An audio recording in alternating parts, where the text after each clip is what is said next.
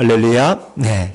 오늘도 귀한 성일 일부 예배 나오신 여러분 위에 우리 주님의 축복과 은혜가 넘치기를 간절히 바랍니다.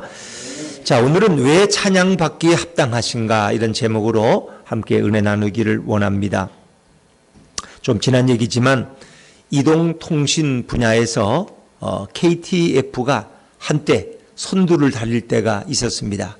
그 KTF의 마케팅을 진두지휘하여 국내 시장 전체를 석권했던 인물이 조서환 씨라는 분입니다. 이분이 KTF 부사장을 지냈는데 이분의 별명이 아이디어 뱅크예요. 늘 새로운 걸 생각하고 늘 새로운 물건을 내놓고 이렇게 해서 많은 사람들이 부러워했던 인물 중에 한 사람입니다.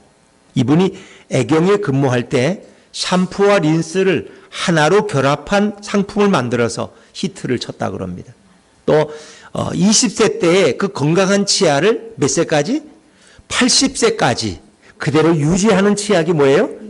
1080. 지금도 있잖아요. 그걸 만들어서 이렇게 히트를 친 인물이 바로 이 조서환 씨예요. 근데 그가 이제 23살에 육군 소위로 임관을 했습니다. 그리고 훈련소에서 사병들에게 수류탄 투척 훈련을 시키다가 한 사병이 그만 너무 긴장하니까 이 수류탄을 놓쳐버렸어요. 그러니까 땅에 떨어진 거예요. 이게 폭발하면은 큰일 나지. 실제 폭탄이거든요. 그러니까 몸을 날려서 자기가 수류탄을 잡아서 멀리 던진다고 던지는 순간 그 시간이 지나서 수류탄이 그냥 폭발해버렸어요. 공중에서. 그래서 그 조서환 씨의 손이 날아가 버렸어요. 팔 한쪽이. 그리고 온몸에 화상을 입게 되었죠. 그래서 그는 온몸에 붕대를 감고 입원 치료를 받게 되는데 자기 사랑하는 여자친구가 달려왔어요. 여자친구가 온다는 말을 듣고 이 조소희의 마음속에 제일 걱정이 뭐예요? 내가 이렇게 팔이 한쪽이 없는데도 나를 사랑해 줄까? 내가 팔이 없는데, 내가 이렇게 불구자가 됐는데, 내가 이 젊은 내가 팔이 없으면 팔이 없는 사람이 뭘 할 수 있겠어요? 근데 그 예쁜 아가씨가 그 내 사랑하는 애인이 나를 변함없이 사랑해 줄 수 있을까? 나와 결혼해 줄 수 있을까? 이것이 제일 고민이었어요. 그런 여자친구가 자기 방에 들어섰을 때 그는 처음으로 한 말이 내가 이런 모습인데 예전처럼 나를 사랑할 수 있겠느냐. 그래서 당신은 아직 젊으니까 나를 떠나라고 설득을 합니다. 그때 이 여자친구가 아니라는 겁니다. 자기는 예전이나 지금이나 당신을 사랑했지 당신 팔을 사랑한 게 아니라는 거예요. 팔은 있어도 좋고 없어도 좋고 상관없다는 거예요. 거기에 큰 감동을 받아요. 근데 문제는 이제 이 자매의 아버지예요. 아버지는 노발대발 하는 거야. 어떻게 그런 놈하고 결혼을 하느냐. 그래서 이 아가씨가 또 자기 집까지 옮겨서 병원 가까이서 아주 출퇴근하면서 병간호까지 도맡아 하는 거예요. 그러니까 아버지가 못 견디는 거예요. 그런데 이 딸이 어느 날 아버지한테 아주 정중하게 말합니다. 아버지, 사람이 살다 보면 좋은 일도 만날 수 있고 나쁜 일도 만날 수 있지 않습니까? 누가 무슨 일을 만날지 누가 알겠습니까?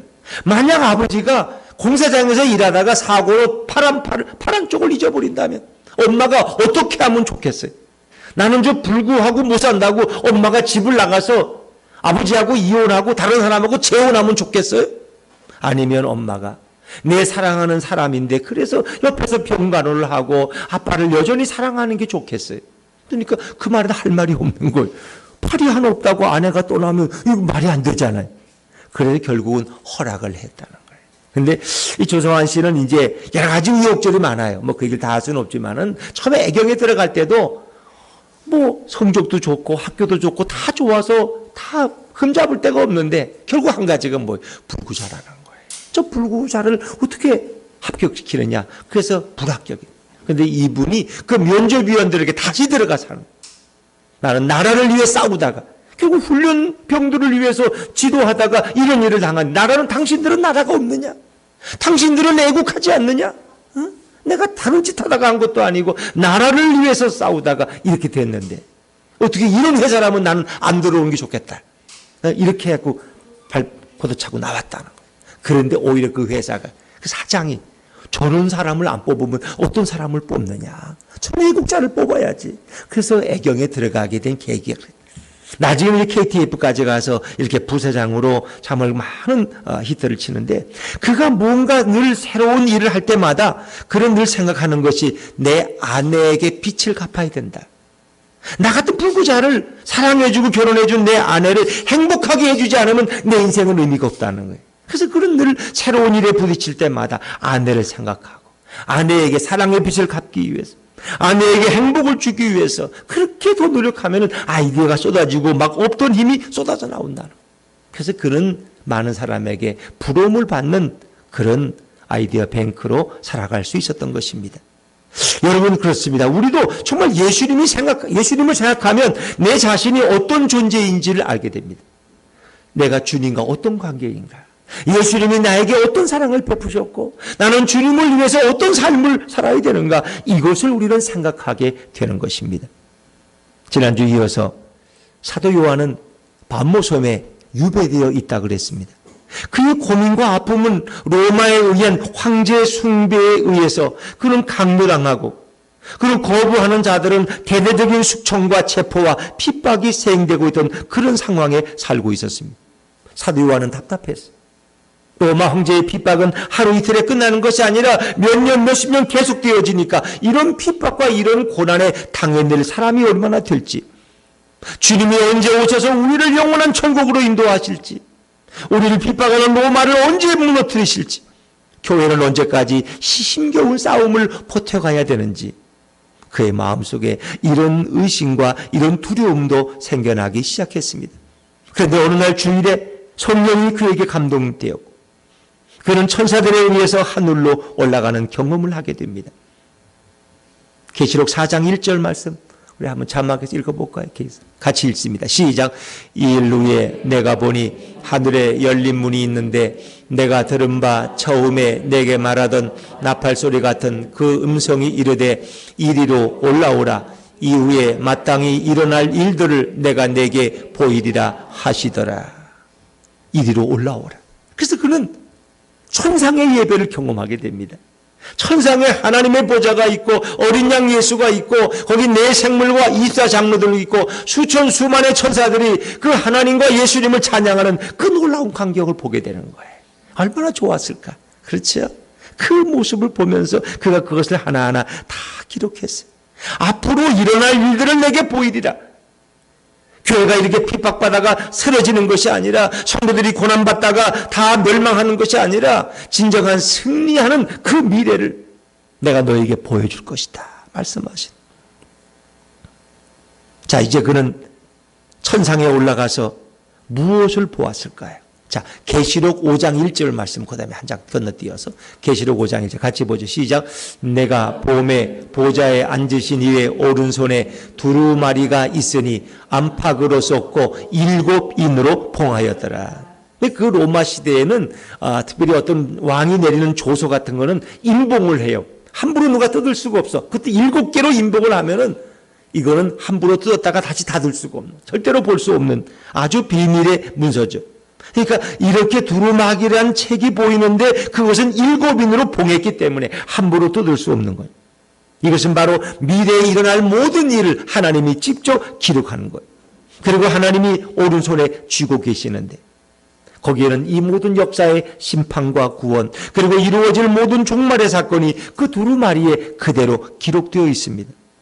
교회와 세계에 대한 하나님의 섭리와 계획과 방법과 통치가 다 거기에 결정되어 기록되어 있습니다.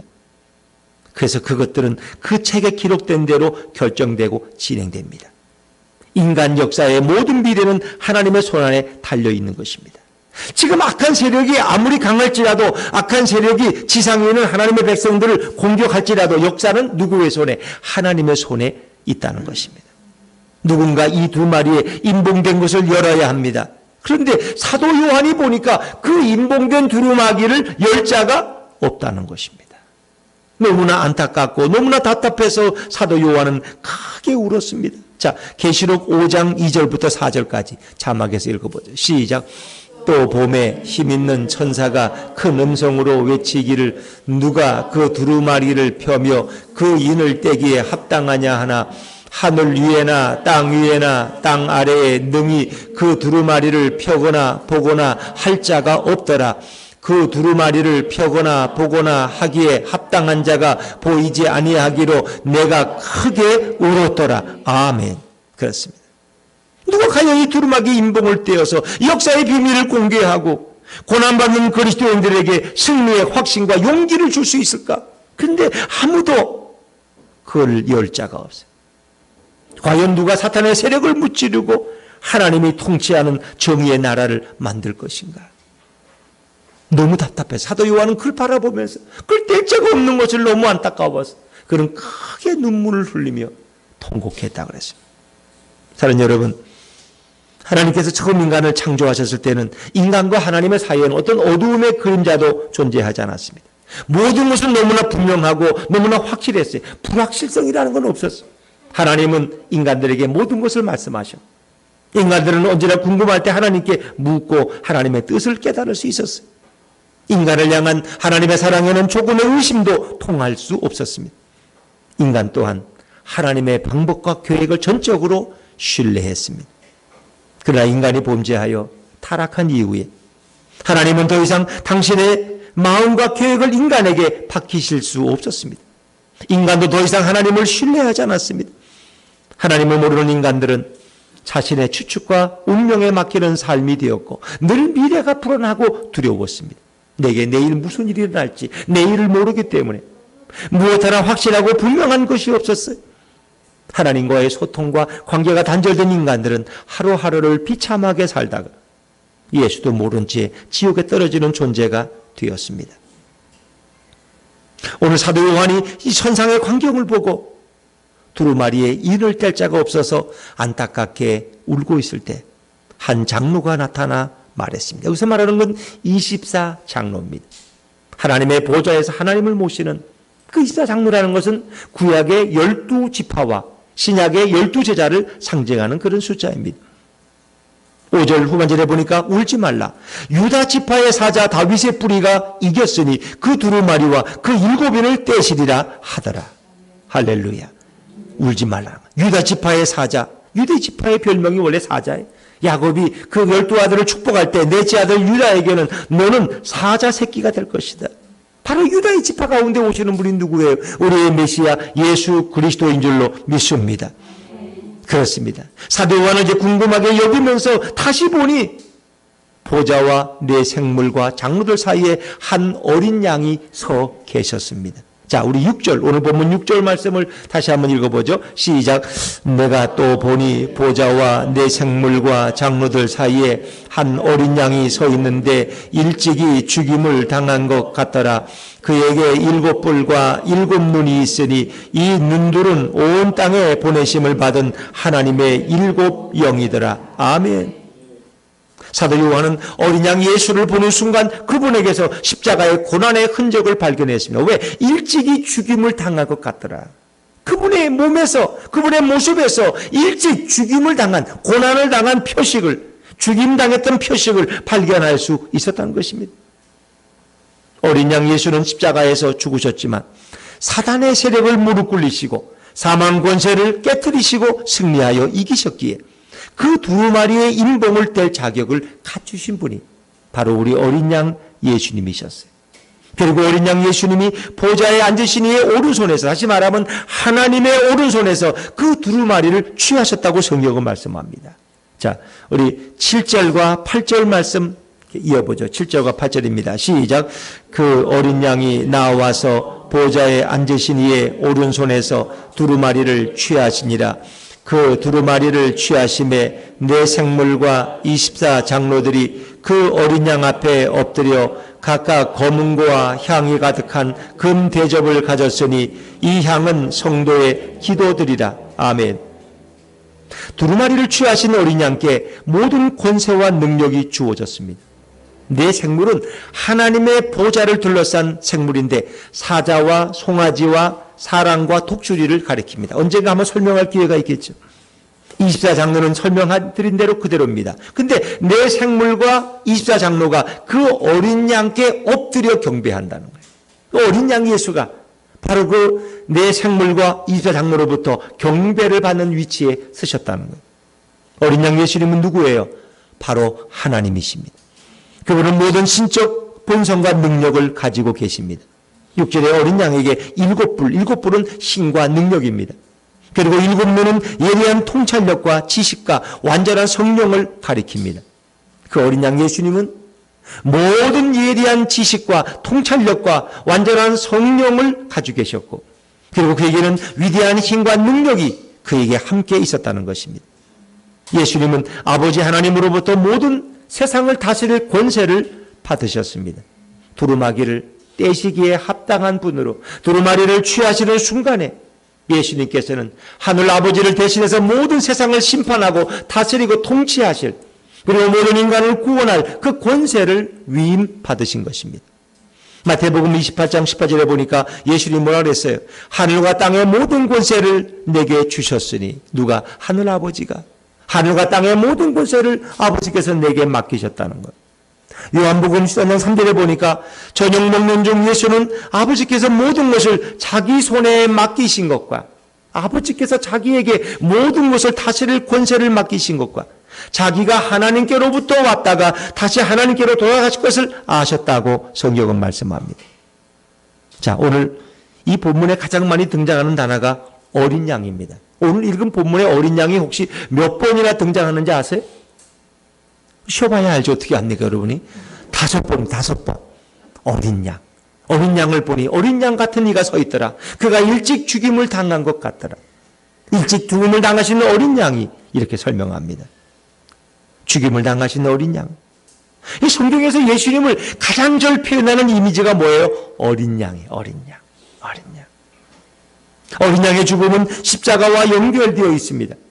교회를 생각하면 십자가를 빼놓을 수 없죠. 교회 하면 상징이 뭐예요? 십자가예요. 그래서 어느 교회나 가면은 그 종탑에 십자가가 있습니다. 물론 때로는 강단 안에 십자가를 놓지 않는 교회도 있지만 대부분의 교회들은 다 있죠. 어느 교단은 또 십자가를 안 놓는 교단도 있어. 왜? 십자가를 또 우상화시킨다는 그런 염려 때문에. 그러나 밖에는 다 십자가가 있고 교회 차, 본고 차에는 십자가가 되게 다 붙어 있어요. 뭐 교회 마크가 붙어 있든지.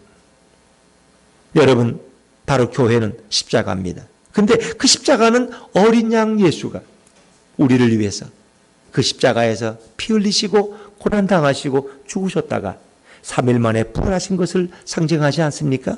십자가를 보면 예수님을 생각하고, 예수님을 생각하면 그분이 이 땅에 오신 우리를 위한 어린 양이었음을 우리는 생각하게 되는 것입니다. 사도 요한이 부활하시고 영광 중에 나타난 그 예수님을 어떻게 바로 알아볼 수 있었을까? 그것은 그분의 손에 가진 고난의 흔적 때문입니다.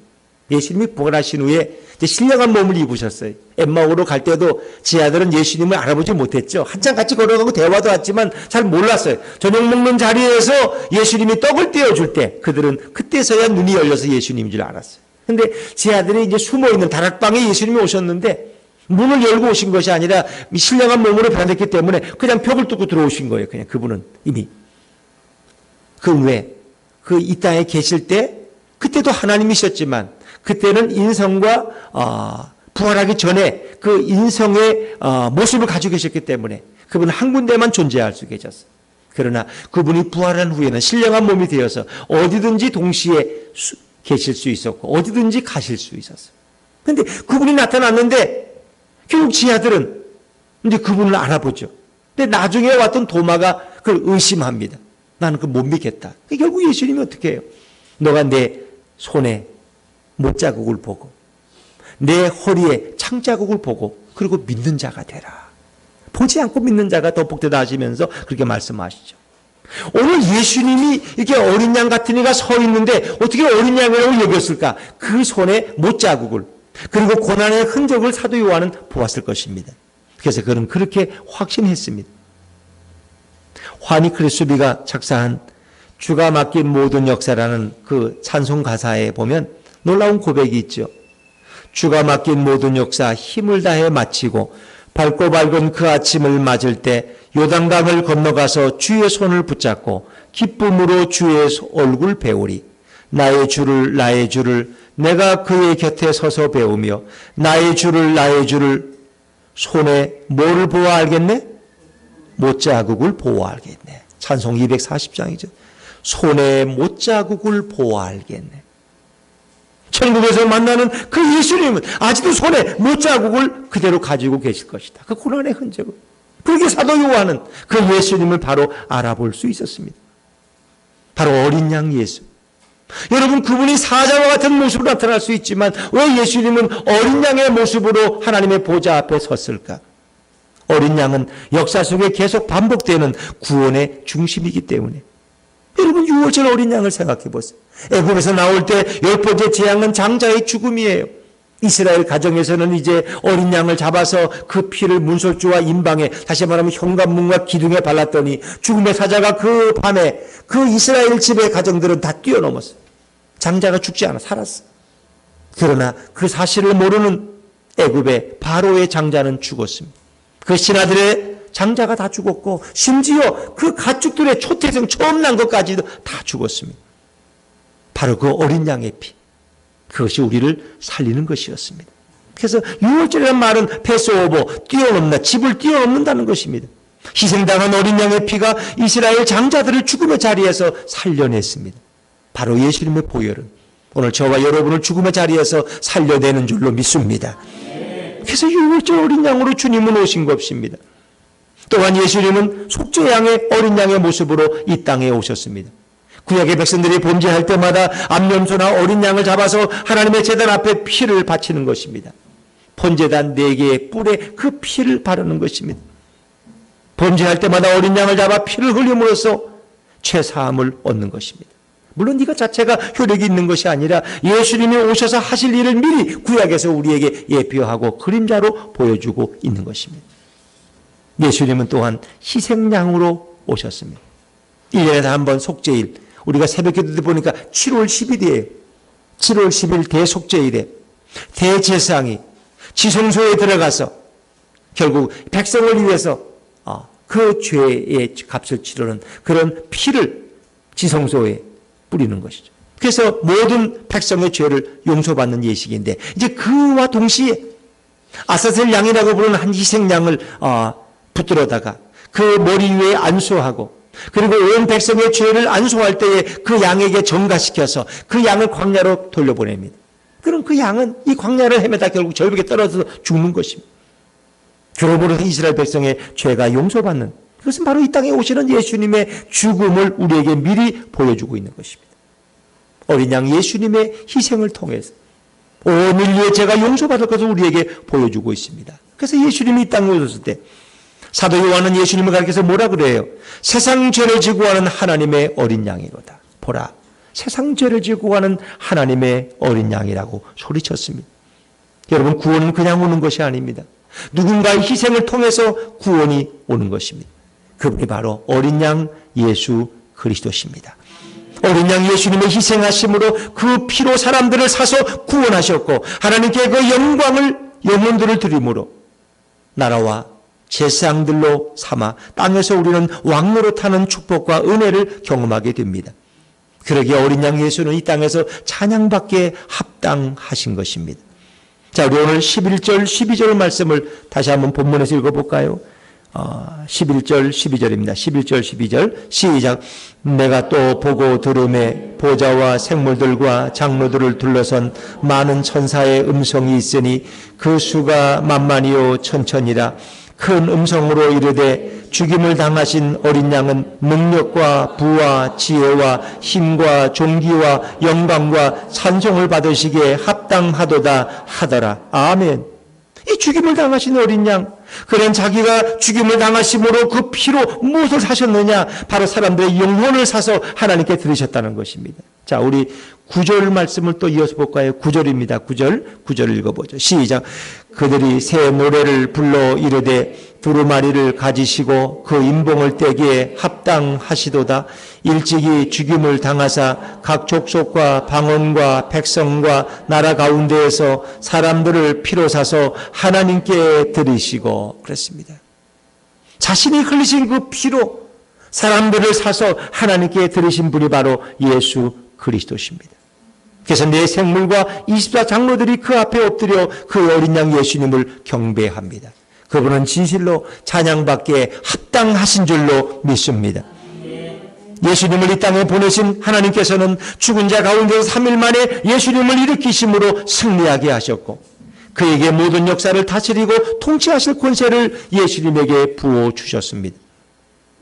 하늘에 그 천상 예배를 목도한 사도 요한은 이제 무엇을 보았습니까?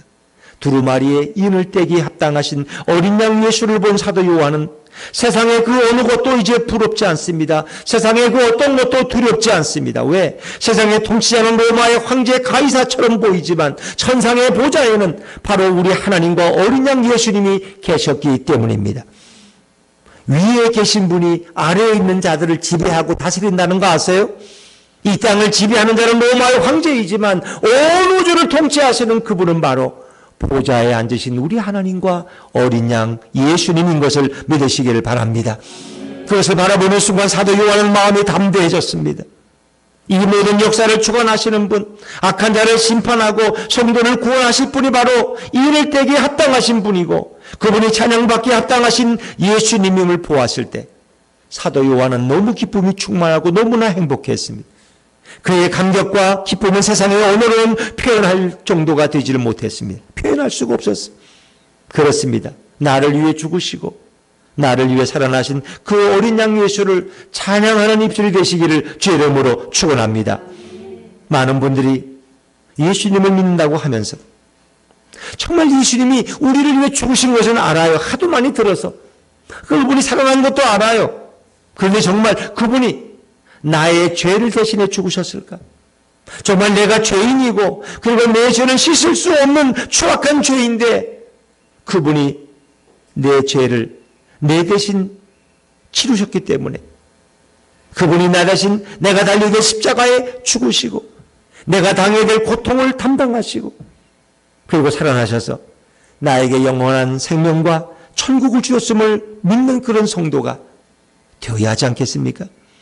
그러나 많은 성도들은 예수님이 죽었다가 살아난 거 우리 사도신경에 매일 고백하잖아. 그러나 그것이 실감이 나지 않아. 정말 그 예수님이 나를 위해 죽으셨을까? 정말 그분이 죽으심으로 나의 죄가 깨끗하게 씻김을 받았을까?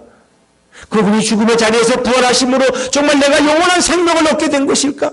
그렇다면 지금 내 안에 그 영원한 예수의 생명이 있는 것인가? 우리는 이런 확신과 질문을 가져야 되지 않겠습니까?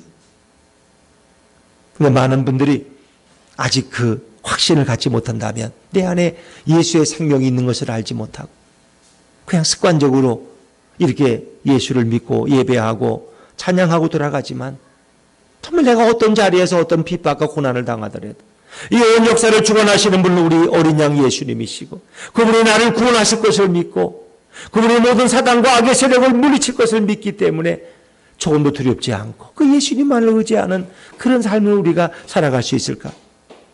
예전에 패션 오브 크라이스트라는 그런 그 멜 깁슨이 투자하고 감독한 그 예수님의 순환 영화가 꽤 오래전에 한국에서도 많이 상영되고 미국에서 상영됐어요. 정말 그 영화를 보면 너무 리얼하죠. 뭐 채찍으로 예수님을 때리면 막 피가 질질 흐르는 그 모습을 보고 진짜 감격하지 않을 사람이 누가 있겠어요? 울지 않을 사람이 누가 있겠어요?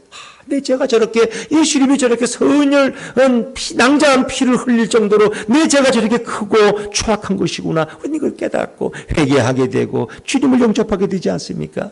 이런 이 리얼한 장면을 보면서 은혜를 받는 이런 성도들이 극장 안을 가득 채우고 있는 반면에 영화관 밖에서는 껌 씹으면서 사람들 아유 5분 늦으셨어요? 빨리 들어가셔야 되겠네요? 하면서 표를 받는 사람 매표 요한들.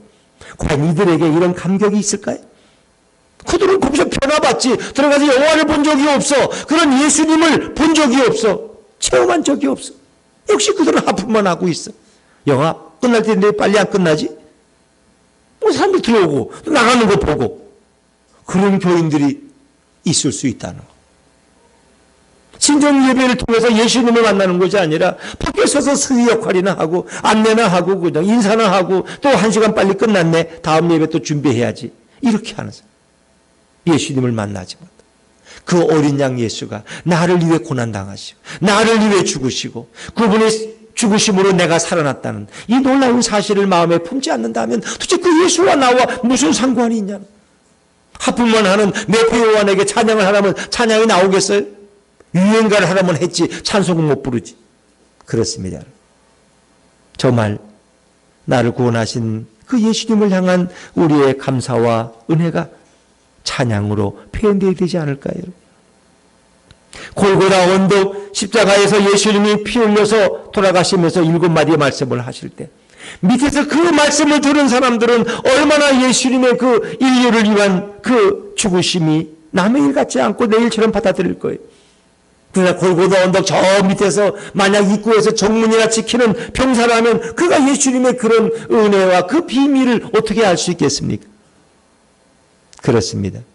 나를 위해 일찍 죽임을 당하시고 살아나셨어. 그리고 온 세상의 비밀과 이 하나님의 심판과 구원의 이 두루마기의 일을 떼실 고난을 가지신 그 예수님을 우리가 사랑하고 그분에게 감사해야 되고 그분을 찬양해야 하지 않겠습니까? 성도에겐 오직 찬양밖에 없는 것입니다. 천국에 가면 설교가 필요 없어요. 왜? 천국에 가면 예수님을 보니까 그 보좌의 모든 것이 다 아는데 거기서 무슨 설교 들을 필요가 있겠어요? 그렇지 않습니까? 오직 보좌에 앉으신 우리 하나님과 그 어린 양 예수님을 찬양하는 것밖에는 없는 것입니다. 어린 양 예수님이 주시는 그 구원의 은혜와 사랑을 안다면 세상에 무엇이 두렵겠습니까? 내가 경험하는 시련과 역경보다 더 크신 예수님의 사랑을 내가 체험했다면 세상의 시련과 박해가 뭐 그리 두렵겠습니까? 한 목사님의 아내가 그 목사님의 어머니인 시어머니와의 관계가 많이 불편해서 아주 힘든 생활을 했다 그럽니다. 근데 하루 이틀이지 이게 수년 동안 지속되니까 견딜 수가 없는 거예요. 왜냐하면 이 목사님이 외아들이에요. 그러니까 어머니는 고생하면서 그 외아들 하나를 목사로 키운 거예요. 근데 며느리가 오니까 사랑이 반분되잖아요. 그게 싫은 거야. 내 아들의 사랑은 나만 차지해야 돼. 내 남편도 없어. 아니 오직 외아들 아들 하나 보고 자랐어. 그러니까 이 둘이 연적이 되는 거야. 서로 사랑의 적이 돼가지고 시어머니와 며느리가 서로 다투는 관계야. 서로 사랑하는 사람 뺏기 위해서. 그러니까 그 시어머니가 얼마나 며느리를 힘들게 했겠어. 그 건강하던 며느리가 몸이 쪼채채게 마르고 대꼬챙이처럼 돼버리고 사모님의 얼굴에 웃음을 잃어버리고 죽음의 그림자가 넘실거리고 사모님이 도저히 더 이상 살 수가 없어서 이제 보따리를 싸가지고 이제 이 집을 나가려고 이혼하려고 그 목사님이 교회에 있다가 부랴부랴 그 말씀을 듣고는 뛰쳐들어와서 아내를 말리는 거예요. 그러면서 목사님이 이런 얘기를 하는 거예요. 당신이 얼마나 힘든지 내가 안다. 그러나 내가 당신을 사랑하는 것보다 어머니가 당신을 미워하고 힘들게 하는 것이 더 크다면 당신이 나를 떠나도 내가 할 말이 없다. 붙잡을 수가 없다. 그러나 내가 당신을 사랑하는 그 사랑이 어머니가 당신을 힘들게 하고 미워하는 것보다 내가 당신을 사랑하는 그 사랑이 더 크다면 그렇게 느낀다면 당신은 짐을 풀고 여기 머물러야 된다. 결국 사모님은 깊이 기도하고 고민하다가 짐을 풀고 다시 그 사모로서의 자리로 돌아왔고 그리고 그 시어머니가 돌아가심으로써 그 가정의 평화가 찾아왔다고 합니다. 여러분, 정말 더 크고 부인할 수 없는 놀라운 사랑을 경험하는 사람이라면 세상에 좀 힘들고 어렵고 그게 뭐 그렇게 불편하고 그게 뭐 못 견딜 일이 되겠습니까? 주님의 사랑을 깨닫는다면 그 문제가 안 되죠. 그렇습니다. 초대교회 성도들은 로마의 핍박과 위협보다 나를 위해 자신을 희생하신 예수님의 사랑이 더 크다면 그까지 위협과 박해가 무슨 문제가 되겠습니까? 오늘 순교당한다고 한들 무엇이 두렵겠습니까? 천사에 계신 어린 양 예수께서 모든 내 생명의 주관자가 되시는데 그분이 모든 역사의 인도자가 되시는데 무엇이 두렵겠습니까? 어린 양 예수의 사랑. 여러분, 누가 나를 위해서 대신 죽어줄 사람이 세상에 어디 있습니까? 내 대신 내가 죽어야 할 자리에 내 대신 내 죄를 지시고 죽으신 그 어린 양 예수, 모든 역사의 주관자가 되시고 모든 악한 세력을 심판하시고 그리고 이 모든 역사를 완성하실, 그리고 우리를 영원한 천국으로 인도하실 그 예수님이 오늘 우리와 함께 있다면 무엇이 두렵겠습니까? 그 예수님의 사랑을 내가 가슴 깊이 깨닫고 절실히 공감하고 있다면, 그래서 로마서 8장 35절에 누가 우리를 그리스도의 사랑에서 끊으리요, 환난이나 곤고나 박해나 기근이나 적심이나 위험이나 칼이라. 로마서 8장 37절.